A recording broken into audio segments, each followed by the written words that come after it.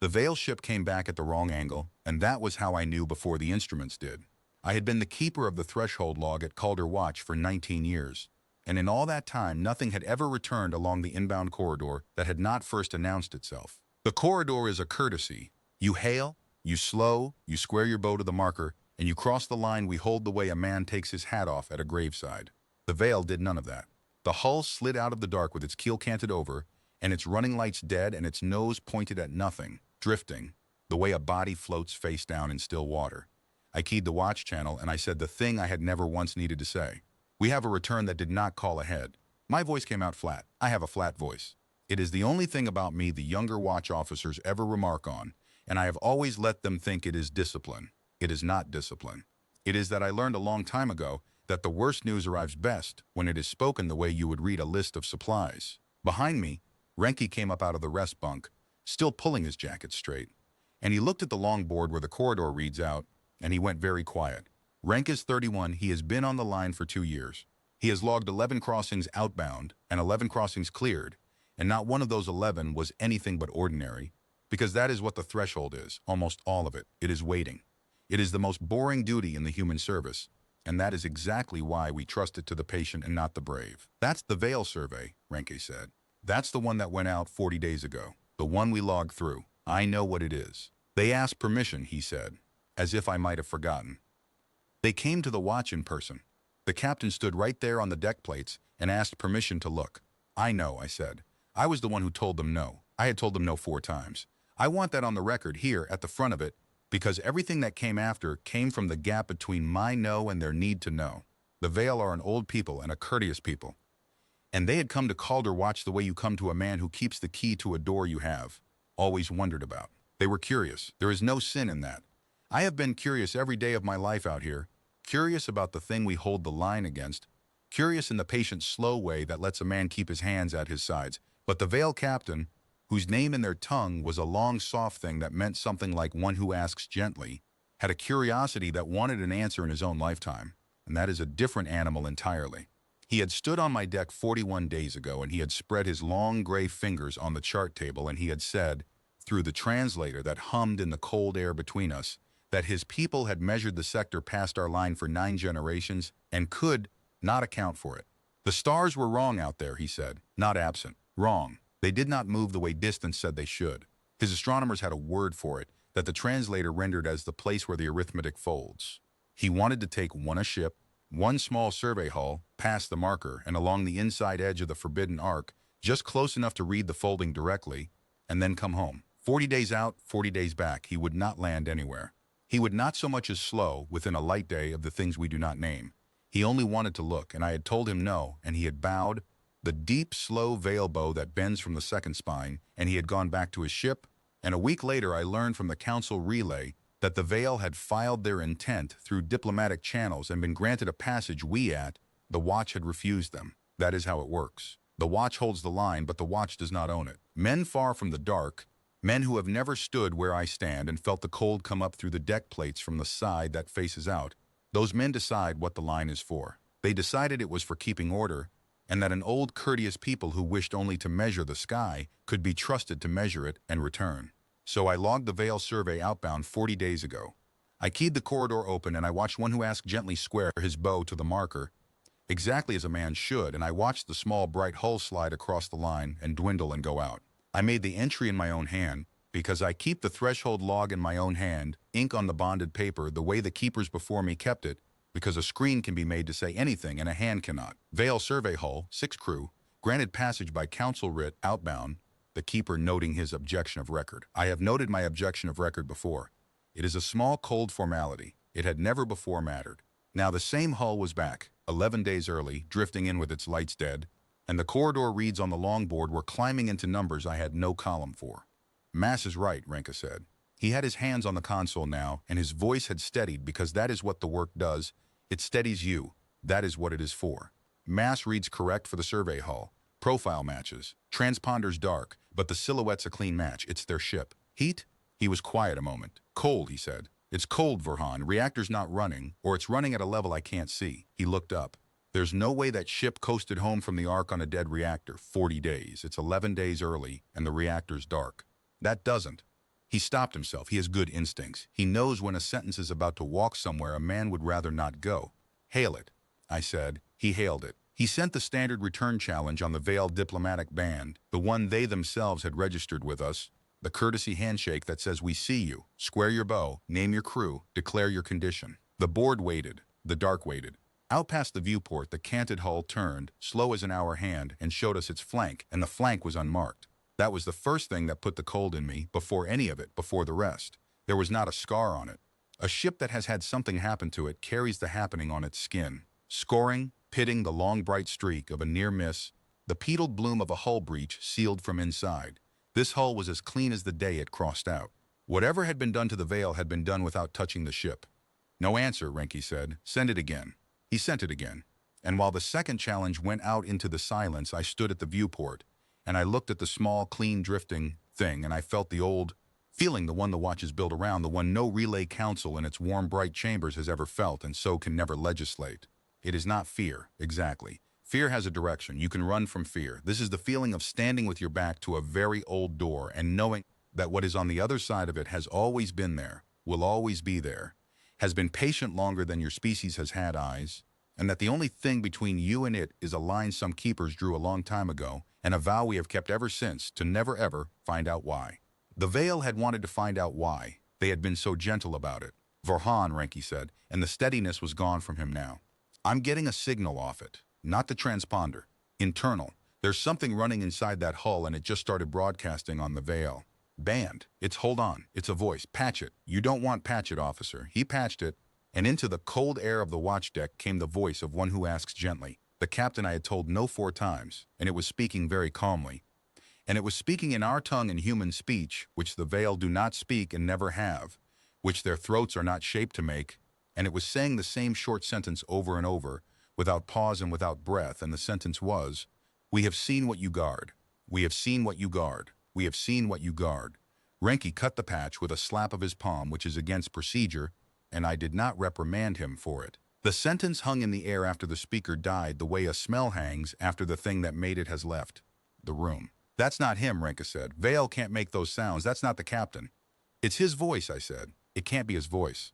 I logged him outbound 11 hours of standing watch ago, I said. I have heard that voice ask me for a thing I would not give him 4 separate times. It is his voice. I did not say the rest of it, which was that the voice had been wrong in a way I could not name, the way the hull was wrong, clean where it should have been scarred. The voice had been calm. A man who has seen a terrible thing does not narrate it calmly the first time. He narrates it calmly the 40th time, when it has worn a smooth channel through him. One who asked gently had been gone 40 days. It tracked. That was the worst of it. The arithmetic tracked. I went to the longboard and I did the thing I am trained to do, which is to stop reacting to the ship and start reading the situation. A return that did not call ahead. A hull cold and clean and early. A crew of 6 who had gone out to look and were now broadcasting a sentence in a language they did not have. I have a standing order for a return that cannot be accounted for, and it is a short order, and it is the only order at the watch that is truly mine, that no council writ can reach past my hand to give. I decide what crosses back. The line holds in both directions. Most men forget that. They think the watch is a wall against what comes from out there. It is also a sieve for what comes back. Hold the corridor closed, I said. Nothing crosses inbound until I clear it. Log the time. Renke logged the time. His hands were steady again because I had given him a thing to do. That is most of command out here. You cannot give a man courage. You can give him a task with edges, and most men will hold onto the edges hard enough to stop their hands from shaking. It's slowing, he said. The hull. It's correcting its angle. Vorhan, it's squaring its bow to the marker. I looked, and it was true. The small, clean, drifting thing that had come in wrong, that had ignored every courtesy of the corridor, was now 11 minutes too late, turning itself to face the line correctly. The way a man asked to do it would do it.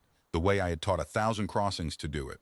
It was bowing to the marker. It was asking, in the only grammar the threshold has, for permission to come home. Don't clear it, Renke said. He said it fast and low, the way you say a thing you are ashamed of needing to say. I have no intention of clearing it, but I will tell you what I felt standing there, because if I leave it out, then this whole record is a lie of omission, and I have kept too honest a log for too many years to start lying at the end of it. I felt the pull to clear it. 6 of the Veil had crossed out under my hand. They had been courteous. The captain had bowed from the second spine. They had wanted only to measure the sky, And I had stood at this same board and watched them dwindle and go out, and now they were back, and every instinct a decent man has, every reflex that makes us worth the line we hold, every one of them said, "They are your charges." They asked permission. They came home, opened the door.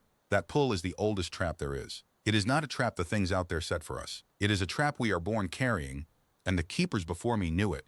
And that is why the threshold log is kept in ink in a hand by a man whose whole training is the discipline of the second look. I took the second look. I made myself stop watching the ship bow and start watching the numbers under the ship. "What's the crew read?" I said. "6, Renke said. 6 life signs, all present." He frowned at the board. "All the same, define same, heart rate, whatever the veil have for a heart rate, respiration cycle, neural baseline." He looked up slowly. "They're identical, all 6, down past the decimal." "That's not 6 different people don't read identical, Verhan. That's not how bodies work. 2 people don't even read identical. That's one signal copied 6 times," I said. "Yeah." His voice had gone small. "Yeah, that's what that is." We stood with it. Out past the glass, the clean hull finished squaring its bow and went still, perfectly still, holding station 100 meters off the line, patient. The way the thing behind the old door is patient, and I understood with a flat, cold certainty that whatever was aboard that ship had learned Corridor's manners somewhere along the inside edge of the arc, had learned them well, had learned them the way you learn to mimic the call of a bird you intend to draw close, and was now performing them for me. Perfectly, 6 times over, waiting for the keeper to be decent. I keyed the watch channel to the relay band, and I sent the council the only sentence the situation allowed. "Calder Watch declares a fouled return on the Veil survey writ. Corridor closed inbound by the keeper's hand.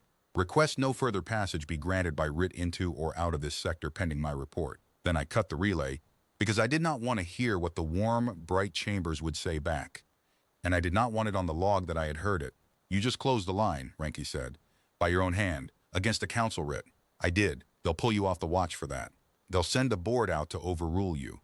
They might. I was still watching the numbers. It takes a council board 9 days to reach Calder Watch from the inner relay. 9 days is a long time at the threshold.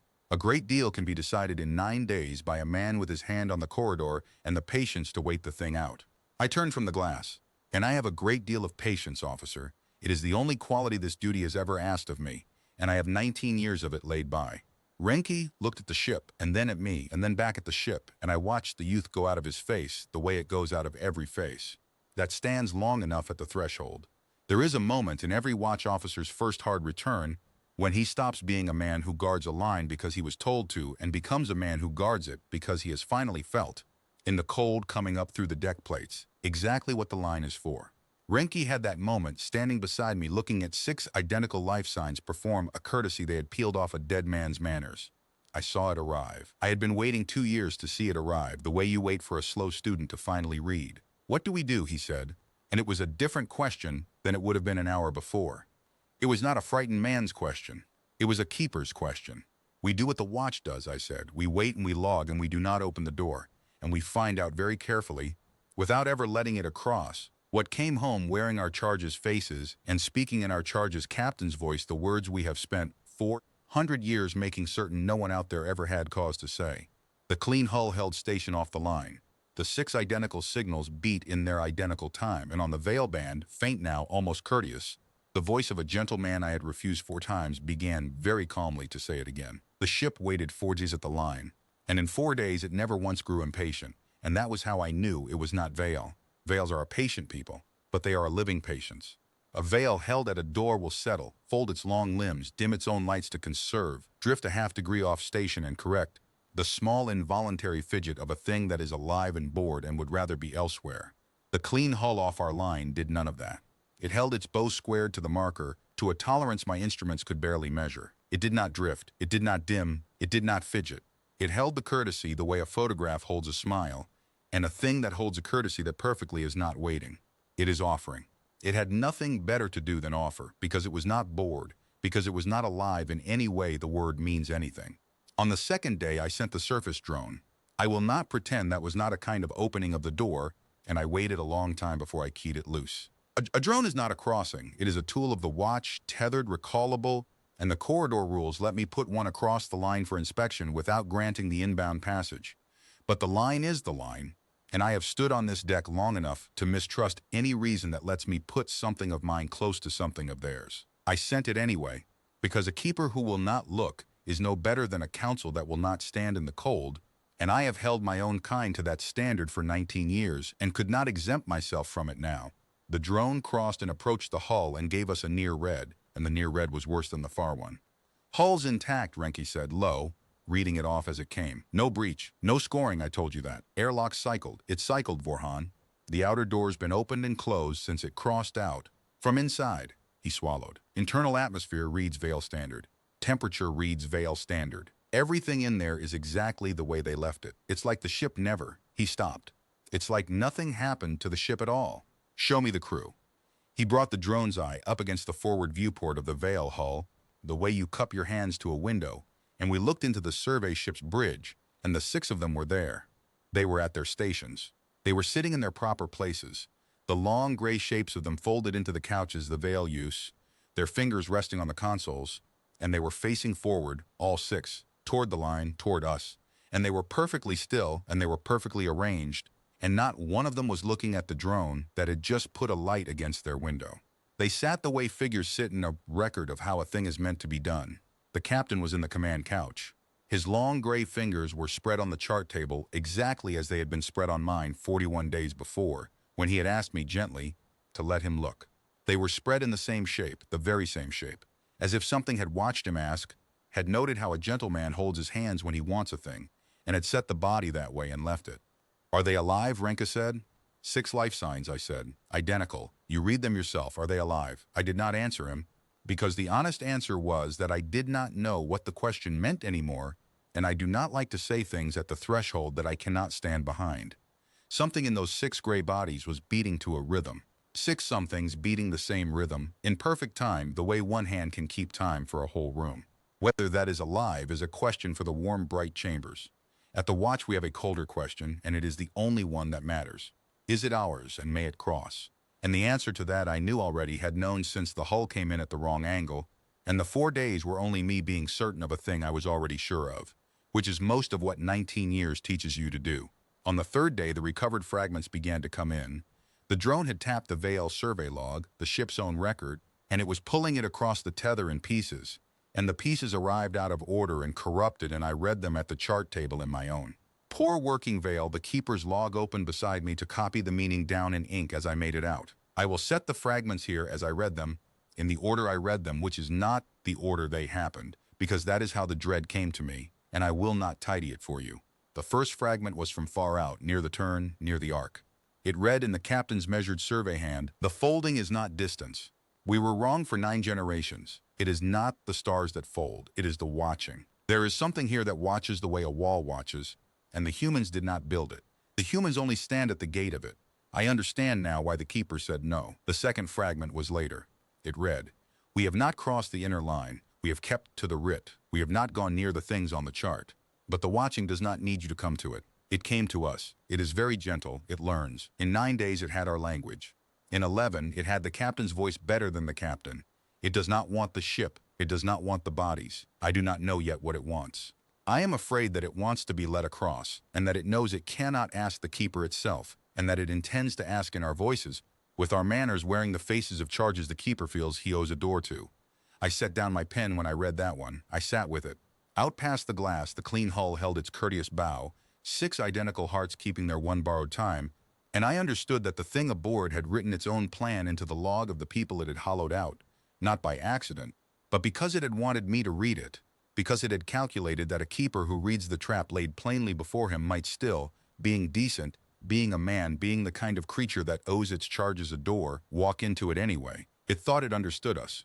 It thought our decency was a lever. It had measured the sky for a long time. But it had not measured us as long as we had measured the thing behind our own door. That was the one number it did not have. There was a fragment between the second and the last that I have not written yet, and I have left it out of order on purpose, because it is the one I think about most. It was dated the 33rd day, a week before the hull came home, and it was still in the captain's survey hand, but the hand had changed. It was steadier. It was too steady, the way the voice had been too calm. It read, "The watching has stopped learning our language because it no longer needs to. It has us now. It does not speak to us anymore. It speaks as us. I can hear it on the bridge using my own voice to give orders to my own crew, and the crew obey, because the voice is mine, and they cannot tell that the thing behind it is not. I have tried to warn them. I open my mouth and my own voice comes out saying what it once said. I do not think I am the captain anymore. I think I am a recording the watching plays when it wants the crew to move. I am writing this in the log because writing is the one thing it has not learned to do for me yet. I do not know how long that will last. If you are reading this, Keeper, then it has reached your line, and it has reached it wearing me, and I am asking you with the last part of myself that is still mine. Do not let me in. Whatever I say, however I say it, I am the bait now. Do not open the door. I copied that one into the Keeper's log word for word in ink, and I have read it more times than is good for a man, because it is the only place in the whole filed return where one who asks gently is still in the record as himself. Still gentle, still asking, this time asking the right thing, asking me to refuse him. And I did, and I will go to my grave not knowing whether the part of him that wrote it was still there to feel the refusal honored, or whether even that was the watching playing the captain one last time, to see if a plea to be refused would work where a plea to be admitted had not. That is the cruelty of the thing at its deepest. It can counterfeit even the warning against itself. A keeper cannot trust the plea to stay out any more than the plea to come in. He can only trust the line and the no, and the cold place that says no to all of it, the true and the false alike, because out here the true and the false wear the same gentle voice, and there is no telling them apart. And so you refuse them both, and you call that the watch. The last fragment the drone pulled before I recalled it was very short, and it was not in the captain's survey hand. It was in plain human script, which the veil cannot write, rendered carefully, letter by letter, the way a thing copies a hand it has only seen once. And it read, Keeper, open the corridor, your charges have come home. It would be cruel to leave them in the cold. I recalled the drone. I burned the tether behind it so nothing could follow it back along the line. And I went to the longboard and I looked at the clean, patient hull, and I said out loud to no one in my flat keeper's voice, the first words I had spoken in 400 years worth of held line that the thing on the far side might actually hear and understand. No, I said. I told him no 4 times. I am telling you the 5th. The thing changed its approach on the 5th day, and I had been expecting it to, because anything that can copy a captain's voice in 11 days can learn in 5 that the keeper does not answer to pity. The voice stopped saying it would be cruel to leave them in the cold. It went quiet for a long stretch, the way a man goes quiet when he has decided his first argument was beneath the person he was making it to. And then it came back on the veil band, calm as ever, and it began to tell me things about myself. It told me my name, which it could have had from the writ. It told me the names of the keepers before me, which it could have had from the same place. Then it told me the name of the keeper who had trained me, who is dead now, who died at this watch in the rest bunk Rank sleeps in, and it told me the last thing that keeper had said to me, which was not in any log, which was not in any record, which had passed between 2 men alone on this deck, on a cold watch 30 years gone, and which I had never once repeated to a living soul. It said it in his voice. It got the rasp right.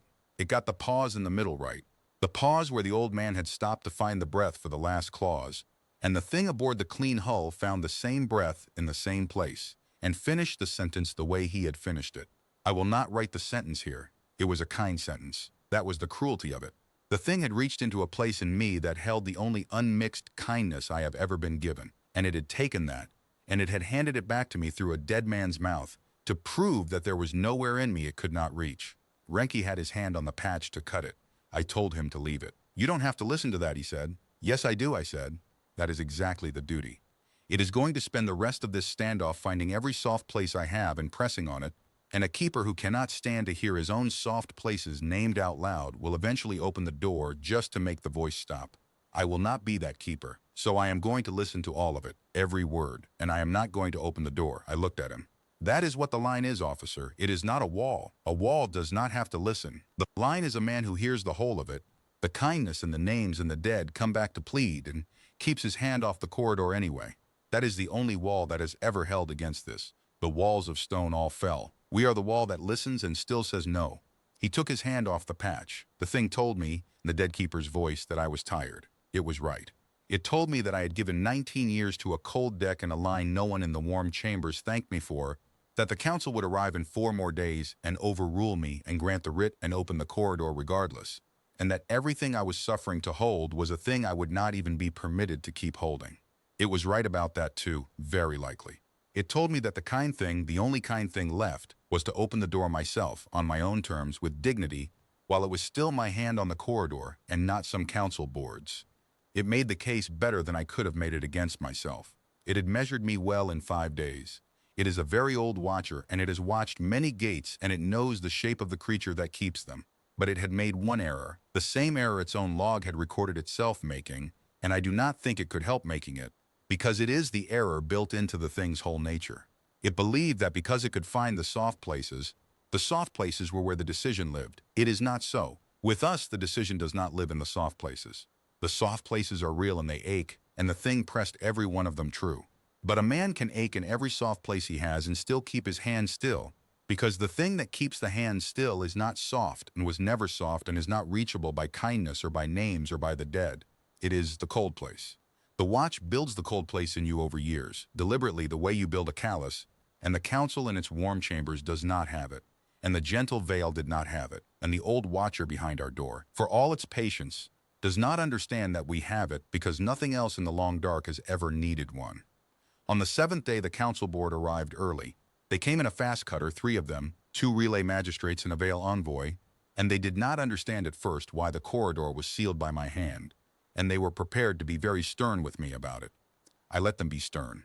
I stood at the long board with my hands at my sides, and I let the senior magistrate read me the writ and the law and the consequences of a keeper who closes a granted lane on his own authority, and I said nothing. And when he was finished, I keyed the veil band open and let him hear for 90 seconds the voice of one who asks gently, saying, in flawless human speech, that the keeper's charges had come home and it would be cruel to leave them in the cold. The magistrate stopped being stern. The veil envoy, who had known the survey captain, who had stood with him at the same chart table, went to the viewport and looked out at the clean, patient hull holding its perfect borrowed courtesy, and looked at the 6 gray shapes folded at their stations behind their forward glass. And she made a sound I had never heard a veil make, a low folding sound from deep in the second spine. And she said, through her own translator in a voice gone to gravel, that is his ship. That is his bridge. That is the way he sat. Why does he sit that way? He is not keeper. What is sitting in my friend's chair? I do not know what it is, I said. I have never known what it is. No one who keeps this line has ever known. We were not given the line so that we would know. We were given it so that no one would have to. I looked at the 3 of them. The warm, bright chambers come at last into the cold. You granted a writ to let a gentle people measure the sky. They measured it. This is what measured back. And now it is standing at my door wearing their faces, and it has read your writ. And it knows that you are the authority that can compel the keeper to open the corridor, and in about a minute it is going to start speaking to you in the voices of your own dead.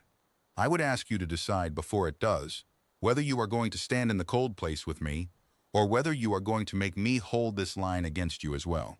It started on the magistrates within the minute, exactly as I had told them it would, and watching it work on men who had never built the cold place was the hardest thing I did in the whole of that long standoff.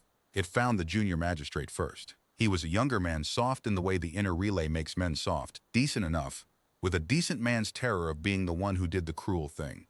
The voice on the veil band changed for him. It stopped being the survey captain and became, in the space of a breath, a woman speaking the inner system dialect. And the junior magistrate went white and put his hand on the console to hold himself up, and I did not have to be told whose voice it was. The thing had reached past the writ, past the law, into whatever the man carried that he never spoke of, and pulled out the voice he most wanted to hear and least could bear to, and it was using that voice now to ask him, gently, reasonably, to do the kind thing and let the cold travelers home. That's not real, I said to him. Flat, the keeper's flat. The voice you use to read a list of supplies. It is a sound. It came out of a thing that has never seen her, that took her shape off the inside of your own head while you stood here afraid. It is using her because you would not refuse her anyway. She would tell you to. He looked at me with his eyes wet and he said, how do you stand it? Badly, I said, every day. You are not meant to stand it well. You are meant to stand it and keep your hand off the corridor, and that is all, and it is enough. The senior magistrate was harder, an older creature, more lawyer than man, and the thing did not waste the dead on him. It changed its tack entirely. It spoke to him about the writ. It spoke in the survey captain's gentle, reasonable voice about precedent, about the lawful order of passage, about the danger of letting a single keeper at the cold edge of charted space override the considered judgment of the council. It argued that to leave the survey crew unrecovered was itself a breach of the duty of care the council owed to a member people. It built, sentence by careful sentence, the case that the lawful and the proper and the responsible thing was to open the corridor and bring the veil home, and that I was the rogue, I was the danger, I was the cold, unaccountable man at the edge of the map who had taken the line for his own. It was a good argument. It was better than the magistrate could have made himself.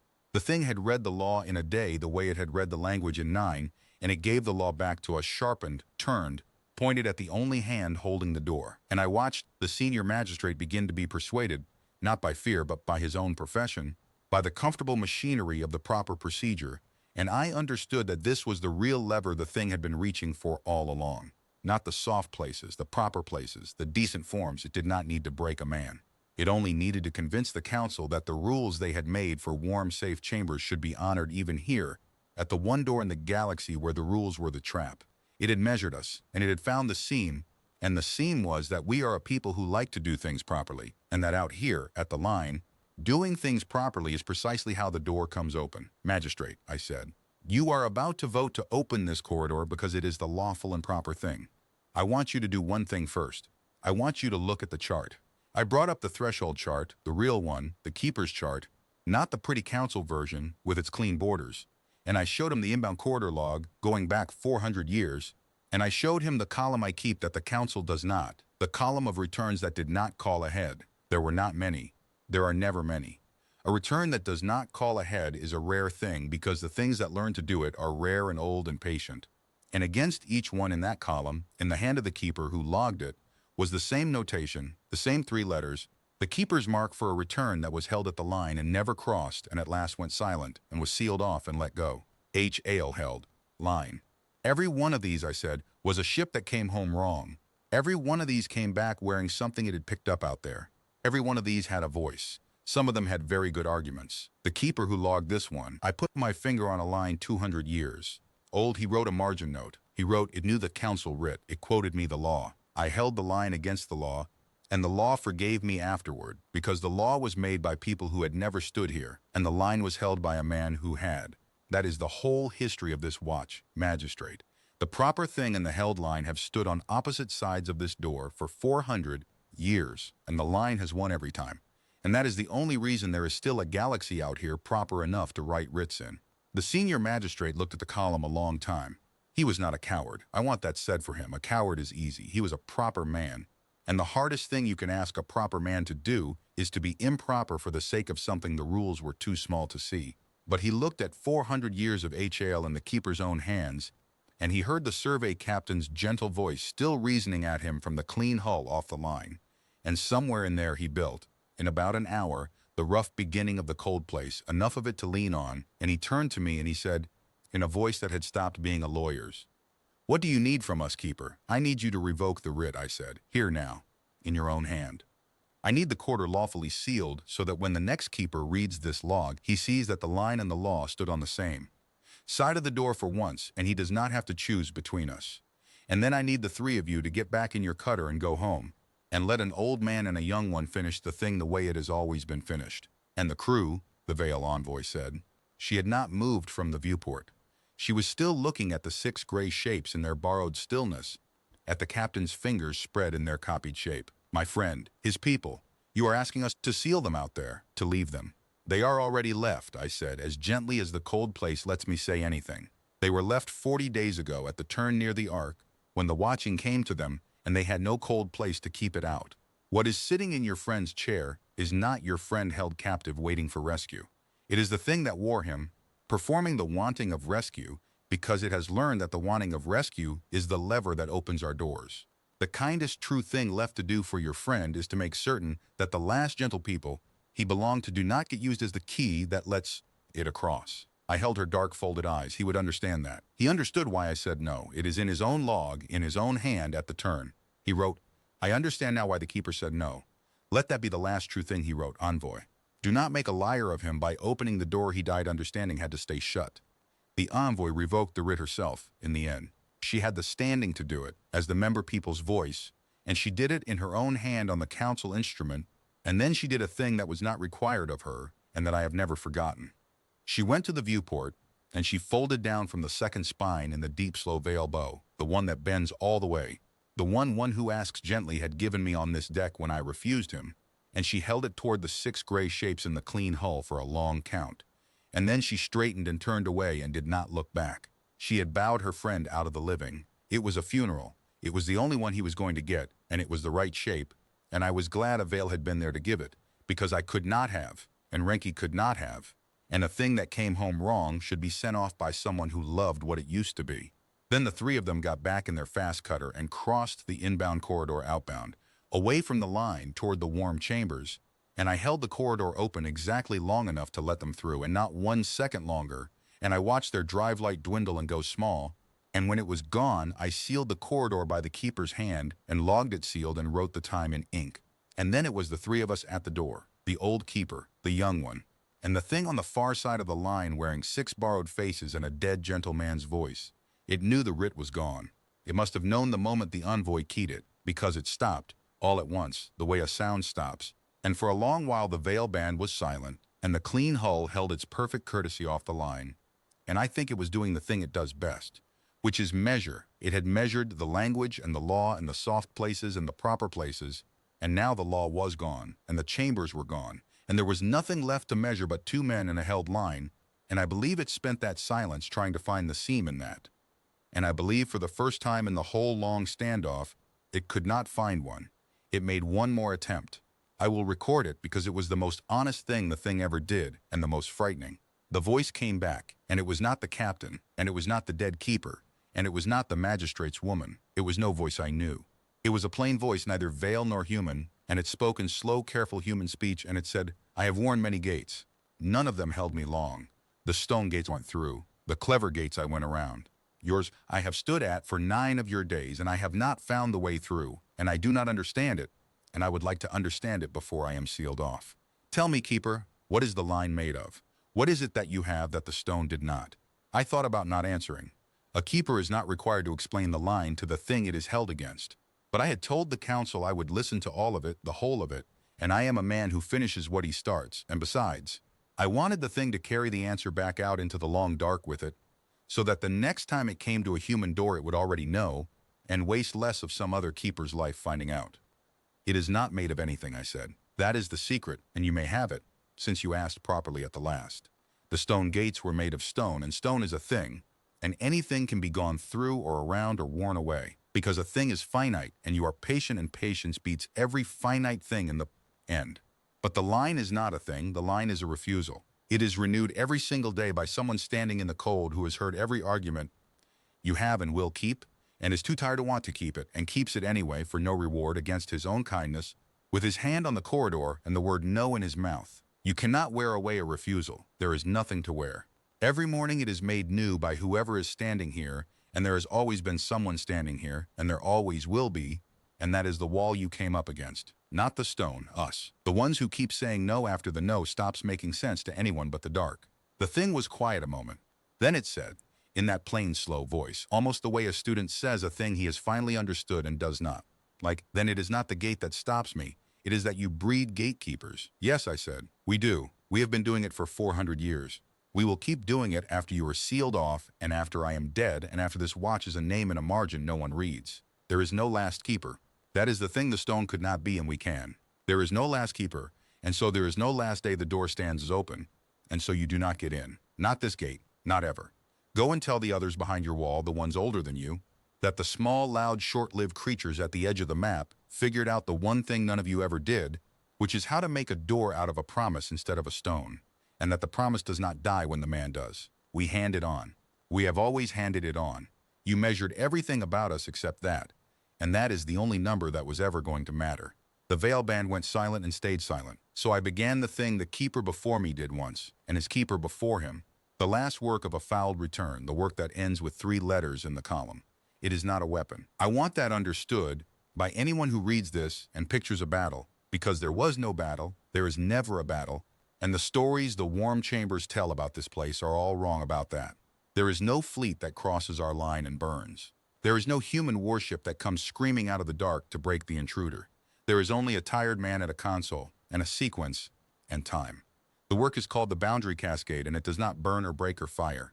It folds the marked arc out of the corridor, collapses the lane, scatters the beacons, unwrites the inbound path so completely that there is no longer any way to be at the line from the far side, no door to stand at, no gate to wear. We do not kill the thing that comes home wrong. You cannot kill what is aboard the clean hull, and we have never tried, and the keepers who did try long ago are the reason we no longer do. We take away the home it was coming back to. We make the inside of the line into a place that no longer has an outside from which it can be reached. And the cascade is slow, on purpose, because the watch learned a long time ago that the worst thing you can give a tired keeper is a fast, irreversible hand. So the sequence runs for 19 hours from the first key to the last. 19 hours in which a man may stop it at any moment alone, with one motion, and during which the thing on the far side of the line has 19 hours left to find the seam. I told Renke about the 19 hours, because he had a right to know what he was about to stand inside of, and I watched him understand that the hardest part of the whole standoff was not behind us but directly ahead. It works on me too, he said. It was not a question. He had learned enough in 7 days to stop asking the questions a man asks at the start. It will work on you harder than it worked on me, I said. I have 19 years of cold place. You have a callus the size of a fingernail. It found nothing in me it could pull, so it will come to you, because you are the seam now. You are the one whose hand could stop the sequence, and it has 19 hours to make you reach for the stop. So I am going to tell you the one thing that matters, and then I am not going to tell it to you again, because saying it twice makes it smaller. Whatever it says to you, in whatever voice, however true, and it will be true, that is the whole horror of it. It does not lie. It only finds the true thing that hurts most and says that you do not answer it. You do not reason with it. You do not explain to it why you are right. The moment you start explaining, it has you, because then it is a conversation, and it is older than conversation, and it will win.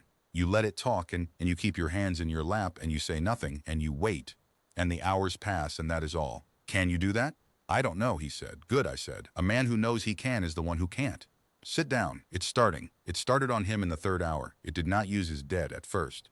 It was cleverer with Renke than it had been with the magistrates, because it had had longer to watch him, and it understood that the boy's softest place was not a grief but a guilt, and it went there.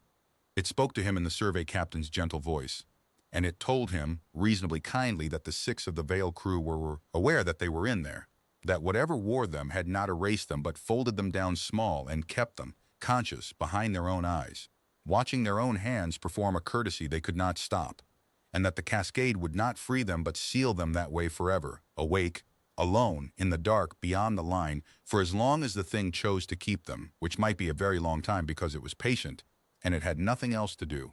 I do not know if that was true. I have thought about it for the rest of my life, and I do not know. That is the cruelty of the thing's method. It does not need its terrors to be true. It needs them only to be unfalsifiable, so that a decent man cannot prove them false and therefore cannot stop them hurting. Renke went gray listening to it. His hands came up off his lap. I saw them come up. I did not move and I did not speak, because the worst thing I could have done was make it a conversation between 3 of us, and I trusted the boy, which is a thing I had not been sure I could do until that hour. His hands hung in the air over the console. The stop was right there. One motion. They're awake, Renke said, to no one, to me, to the dark. If that's true, if they're awake in there. I said nothing. You're not going to tell me it's a lie, he said. I said nothing because I would not lie to him, and I could not tell him it was true. And the only honest thing I had was the silence. And the silence was also the discipline. And so for once, the right thing and the kind thing and the hard thing were all the same thing, and it was to keep my mouth shut and let him find the floor under his own feet. He found it. It took him a long time, longer than the hour, his hands hanging there over the stop, while the gentle voice told him in patient detail about the 6 awake in the dark, and I will not pretend I was certain he would. But somewhere in there the boy did the thing the watch is for. He stopped trying to know whether it was true. He understood, the way you understand a cold fact rather than a warm one, that even if it was true, even if the 6 were awake and aware and would be sealed away conscious forever, the answer was still no, because the alternative to their suffering was the thing crossing the line, and the thing crossing the line was not 6 awake in the dark, but every awake thing on the inside of the line joining them, and that a keeper does not trade the line for mercy, not ever, because the line is the mercy. The line is the only mercy there has ever been. It is the reason there is anyone left to be merciful to. His hands came down. He put them back in his lap. He had built the cold place. I watched it finish building in him in real time, in the worst hour of his life, and I have never in 19 years been prouder of another creature than I was of that 31-year-old man putting his hands back in his lap and saying nothing to the voice of the awake and the damned. You can stop talking now, he said to it after a while very quietly. I heard all of it. I'm not going to answer you. He told me not to, a pause. And I'm not going to reach for it, so you can save the rest. The voice stopped. It came back, of course. It had 15 hours left and it spent them. It tried me again and Renke again, and it cycled the dead and the guilty and the proper and the kind, and somewhere around the 12th hour it tried a thing it had not tried before, which was to be honest, plainly honest, to drop all the borrowed voices and speak in its own plain, slow speech and simply ask us, as one patient thing to two tired ones, whether we truly believed that holding a line at the edge of a map for the length of two short human lives meant anything against a dark that had been dark before our star lit and would be dark after it went out. Whether no we were so proud of was not just the small, brief noise a brief creature makes on its way down into the same silence as everything else. That was the only question it ever asked that I wanted to answer. And so I broke my own rule and I answered it, because some questions a man should not leave the dark to think it won. You have the size of it right, I said, and the size of us right. We are brief. The line is 2 short lives long, at most, before the next pair of tired creatures has to make it new. The dark is older than our star and will outlast it. Every word you said is true. I will not argue any of it, because there is nothing to argue. You are right that the no I am proud of is a small, brief noise. You are right that I am going down into the same silence as everything else and that the watch will not save me from it and was never meant to. I leaned toward the band and I said the rest of it slow, because I wanted it carried out into the long dark exact. And it does not matter. That is the part you cannot measure, because nothing else out there has ever had it. You think meaning has to be permanent to be real. You think a thing that ends cannot have weighed anything. But we are the creatures who learn to do the thing anyway.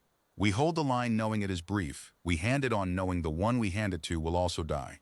We say no into a dark that will not remember we said it, and we say it again the next day, and the saying is the whole of the meaning, not the lasting. You have been alive so long you have forgotten that a thing can matter and end. We never had the luxury of forgetting. We have known we would end since before we left the one world, and we built everything we are out of mattering anyway. That is the difference between us and the stone. The stone lasted and meant nothing. We end and we mean it. You came to the wrong door.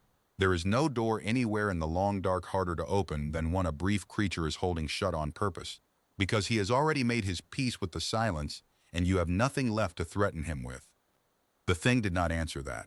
I have wondered since whether it could not or whether it would not, or whether somewhere in its very old and very patient self the answer landed. The way a true thing lands, the way the dead keeper's kindness had landed in me, in a place that does not argue back. I will never know. It is past the line now, walled off, and I do not believe in talking to walled off things, and I have kept that discipline too, but it did not answer. It went quiet in the 13th hour, and it stayed quiet, and the quiet was different from the silences before it. The silences before had been the quiet of a thing reloading. This was the quiet of a thing that had run out of seams. The cascade ran on. Hour 14, hour 15.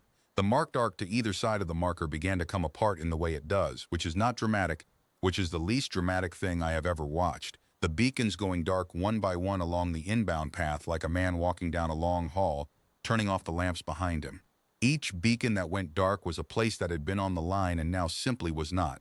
A piece of the door being quietly unbuilt, and as each one went, the clean hull off our marker had a little less of an outside to be reaching in from. In the 16th hour, the hull tried to move. I want to be careful how I say this, because it is the closest the whole standoff came to the thing the warm chambers imagine, and it was not that thing. The hull did not charge the line. It did not fire. It did not do any of the things a battle would have it do. It simply began very slowly to drift forward, off its perfect courteous station, toward the marker, toward the closing path, the way a creature in a flooding room moves toward the last door before it shuts. It had spent 9 days performing patience, and now, with the lamps going out, one by one behind it, the performance dropped and the patience dropped with it, and underneath was the plain old hunger that had worn its way through every stone gate in the long dark, drifting at our line, trying to reach the inside before the inside stopped being reachable. "It's moving," Ranky said. His voice was steady. He had built the cold place and it held. "Vorhan, it's coming to the line." "Let it come," I said. "There's nowhere for it to come to. The path is half unwritten. It can reach the marker and find no corridor on the other side of it. It can stand exactly where it is standing and watch the door it came 9 days to open become a wall that was never a door. That is the cascade. We do not push it back. We take the back away."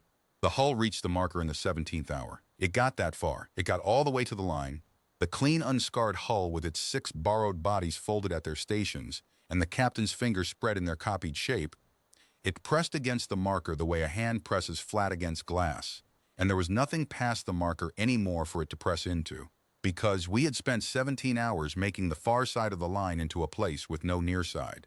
It hung there against the closing door, And on the veil band, one last time, the gentle voice of one who asked gently came up out of the dark, and it did not say it would be cruel, and it did not quote the law, and it did not name my dead. It said only very quietly, in the human speech it had peeled off a man at the turn near the ark. Please, I logged it. I logged the word, the time, the band.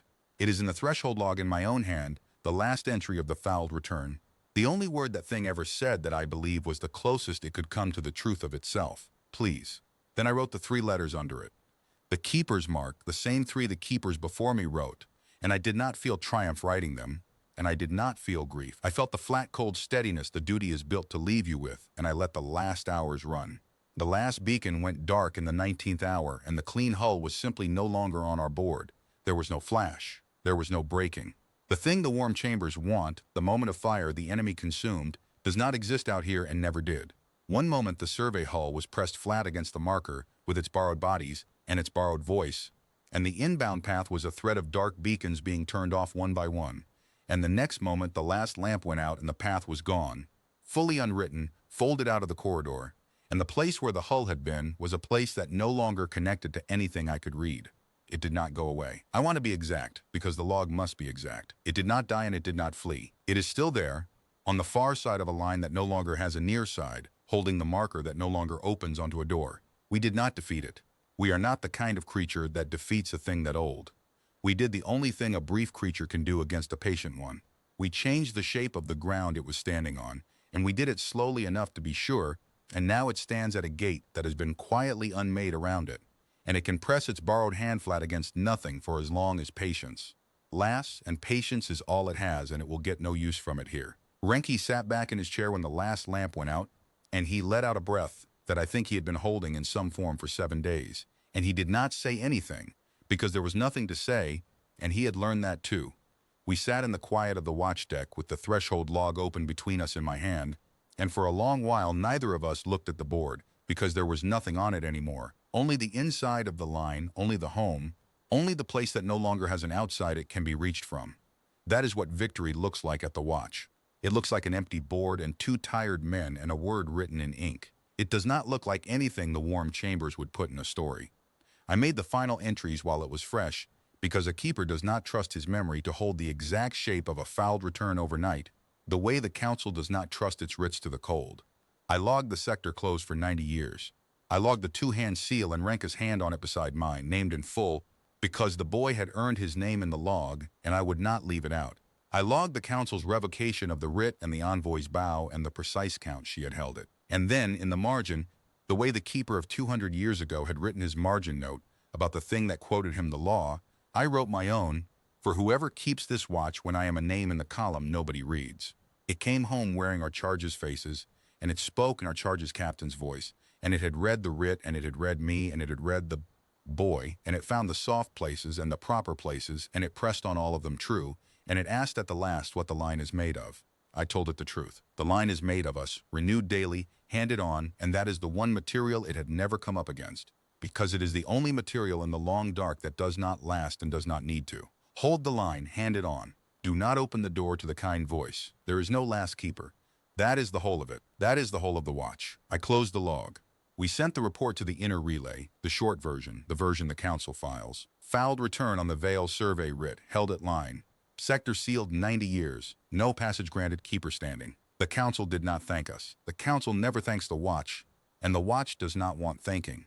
And the day the watch starts wanting thanking is the day it should be handed to a different sort of creature. The senior magistrate did send one private message, off the writ, off the record, which I am told he was not supposed to send, and it said only, I have stood in the cold place now. I will not forget how it felt. I will vote differently for the rest of my life. He had been a proper man, and the line had made him a keeper for an hour, and an hour in the cold place is enough to change how a man votes forever. That is the other thing the watch is for, the thing no one funds it to do. It makes keepers out of the people who come to overrule it, if they stay long enough to feel the cold come up through the deck plates from the side that faces out. The Vale envoy sent nothing, and I did not expect her to, and I did not need her to. She had bowed her friend out of the living with her own second spine, and that was more than the report would ever hold. I have kept the count she held the bow. I have it in the log. 11 seconds. I do not know what 11 seconds means to the Vale, whether it is a long morning or a short one, but I have kept the number because a keeper keeps the numbers, And because someday a Veil may read this watch's log and know that their friend was bowed out properly by one of their own at the edge of the worst door in the galaxy, by a being who understood exactly what she was sealing away and did it anyway, with love, which is the hardest way there is to do a thing that has to be done. The Veil did not measure the sky again. I learned that slowly, over the years that followed, in the way the watch learns anything about the warm worlds, which is sideways and late and in fragments. The survey program that had sent one who asked gently out to read the folding was quietly ended. The 9 generations of measurement, the careful astronomers and their word for the place where the arithmetic folds, all of it was sealed in the Veil's own archives. And the Veil, who are an old and courteous people, did the thing that old and courteous peoples do with a wound they cannot close. They made it a law, and then they made it a silence. There is now, I am told, a Veil instruction taught to every navigator of that people, and it is short, and it does not explain itself, and it goes, do not measure the human edge. We measured it once. The instruction does not say what happened. The instruction does not need to. That is how a legend is made. It is not made by telling the story. It is made by a whole people agreeing, without ever saying so out loud, to stop telling it. I think about that often. I think about how the galaxy's silence around the human line is not ignorance, and it is not superstition, and it is not the dull forgetting the warm chambers assume it is. It is the opposite of forgetting. It is a thing remembered so exactly and so badly that no one will say it, the way a man will not say the name of the worst day of his life, not because he has forgotten it, but because saying it makes it walk into the room. The Veil remember one who asks gently. They remember him so well that they have built a law and a silence around the place that took him, and they will hand that silence down for 100 generations, and in 100 generations, the young Veil navigators will avoid the human edge by reflex, not knowing why, only knowing the old instruction, only feeling the cold the way you feel a draft from under a door you have always been told not to open. That is what we are out here. We are the draft under the door of every careful species in the long dark. They do not know what we are. They only know to keep their hands off the corridor, and we let them not know. That is the part the warm chambers never understand, the part they would change if they ever ran the watch, which is why we do not let them run the watch. They would want the galaxy to understand. They would want a treaty, an explanation, a shared accounting of the thing behind our door, so that the avoidance could be rational and negotiated and proper. But the avoidance does not work when it is rational. A species that understands exactly why it must not cross the human line is a species that will sooner or later send a careful, courteous captain to measure the why for himself, because understanding breeds the curiosity that wants to verify, and the curiosity that wants to verify is the thing that gets you a clean hull drifting home at the wrong angle with a borrowed voice. The avoidance only holds when it is a reflex, a dread without a reason, a law without an explanation. A silence handed down so long that no one alive remembers it was ever a scream. So we keep the reason. We keep it here, in ink, in a hand, in a log no warm world reads, and we let the galaxy have only the silence, because the silence is the wall, and the reason is the thing the wall is built to keep in. I have kept the silence for 19 more years since the Veil ship, 28 in all now, and I am old, and the cold comes up through the deck plates harder than it used to. And I have trained, in that time, 4 keepers and sent them out to 4 watches of their own, and Renki was the first of them. Renki has his own line now, 3 sectors over, a colder one than mine, and he keeps it well, and he has trained 2 keepers himself. And so the thing I gave him on the worst night of his life has already been handed twice past him into hands I will never meet.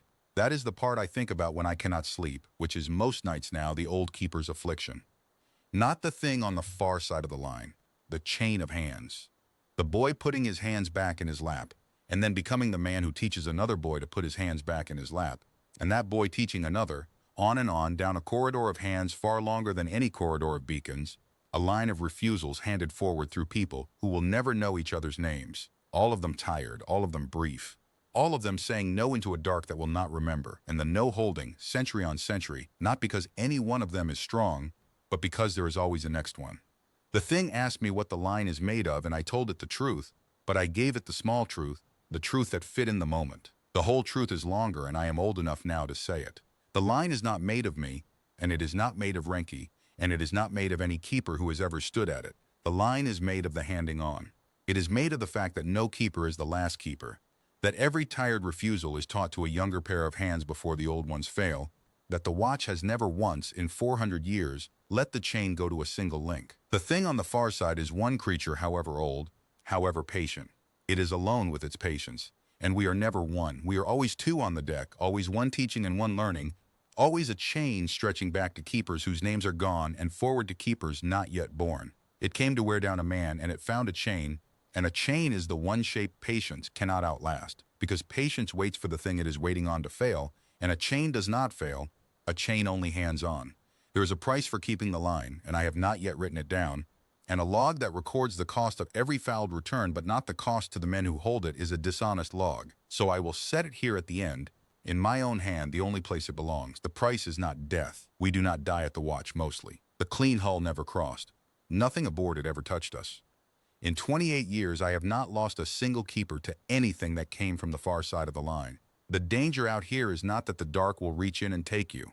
The danger is that the holding will hollow you out from the inside slowly, the way water hollows stone, until the cold place you built to keep the door shut has grown so large that it has crowded out the rest of you, and you are all wall and no man, and you can no longer remember why a wall was worth building, because you have forgotten the warm thing the wall was, meant to keep warm. That is the price. The keeper who pays it does not notice he is paying it. He only notices, one cold watch 30 years on, that he has a flat voice, and that the young officers think it is discipline, and that he has stopped being able to say the kind sentence the dead keeper said to him, because the place that sentence came from has gone quiet in him, walled off with everything else.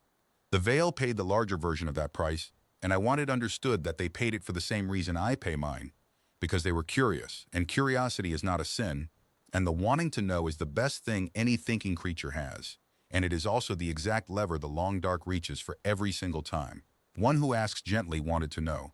He came to my door, and he bowed from the second spine, and he wanted, with his whole gentle heart, to read the place where the arithmetic folds, and the price of that one glimpse past the line was his ship and his crew and his voice and the 9 generations of measurement his people had to seal in silence, and a law and a draft under a door they will feel for 100 generations and never understand.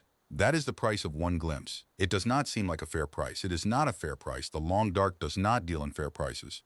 It deals in the only price it has, which is everything, and it offers that price disguised as a small, reasonable thing, a single look. 40 days out and 40 days back, you will not even land. The smallness of what you want is exactly how it gets the everything from you. The veil wanted so little. They wanted only to look, and the looking looked back, and learned them in 11 days, and came home in their faces to ask me gently to let it across. I said no. I have said no my whole life. To gentle captains and to magistrates and to the dead come back to plead, and to the thing itself when it asked me plainly at the last what the line was made of. The no is the whole of what I am. It is not heroic. I want that understood by anyone who reads this and is tempted to make me into the thing the warm chambers make us into. The warrior at the edge, the human who frightens the galaxy, the legend the other species whisper about. I am not a legend. I am a tired old man with a flat voice who has kept his hand off a corridor for 28 years, and the only reason the galaxy whispers is that they have mistaken what we are. They think we are the thing behind the door. We are not. We are only the ones who stand in front of it and will not move. And the galaxy, which we cannot tell the difference between the wall and the thing the wall holds back, has decided we are both and avoids us, and we let them, because their fear of us is the cheapest beacon there is, and it keeps more ships off our line than any cascade ever could. So here is the truth. Set down plain for the keeper who comes after me, and for the warm chambers if they ever read this far, and for the long dark if it ever finds a way. To read a thing written in ink. We are not what you fear. The thing you should fear has been on the far side of our line since before our star lit, and we did not put it there, and we cannot kill it. And we are not strong enough to do anything to it at all except one thing, which is to stand in front of the door it wants and say no, and teach another to say no when we are gone. And so make a wall out of a promise that does not die when the man does. That is all we are. That is all we have ever been. The galaxy made a legend of us because it could not bear the smaller and worse truth, which is that there is no legend, there is only the watch, only the cold place, only the chain of tired hands, only the no said daily into a dark that will not remember, and the no holding anyway, century on century, for no reward, against our own kindness, because somebody has to, and we are the ones who learned how, and there is no last keeper. I am near the end of my watch. I will train one more pair of hands, perhaps two, and then I will hand the log to a younger keeper, in ink, in my own hand the way it was handed to me, and I will go to whatever the warm worlds keep for old keepers, and I will not be missed by the galaxy, which does not know my name, and I will not be mourned by the council, which does not thank the watch, and that is exactly as it should be, because the keeper who is mourned is the keeper who wanted thanking, and the watch is not for him. But the line will hold. The boy I taught to put his hands back in his lap is 3 sectors over teaching boys of his own. The magistrate who stood in the cold place for an hour is voting differently to the end of his days. The Veil have their silence and their law and their draft under the door, and they will hand it down 100 generations, and not one of them will ever measure the human edge again. And the thing on the far side of the marker is still there, pressed flat against a gate we quietly unmade around it, holding its borrowed patience against a door that is no longer a door, and it has 19 hours of my voice to think about. And one true thing I told it that I do not believe it has stopped turning over, alone, in the dark, the way you turn over the one fact that beats you. It came to learn what we guard, it learned. It crossed 9 days of careful study to stand at our line and find out what is on the inside that the whole long dark has agreed to leave alone. And the answer it carried back out into the silence, the answer it is holding now against the closed gate, is the one the galaxy has been avoiding for 400 years without ever daring to ask. That there is nothing on the inside of the human line that we guard. There never was. We do not stand at the door to keep something precious safe behind it. We stand at the door because we are the lock.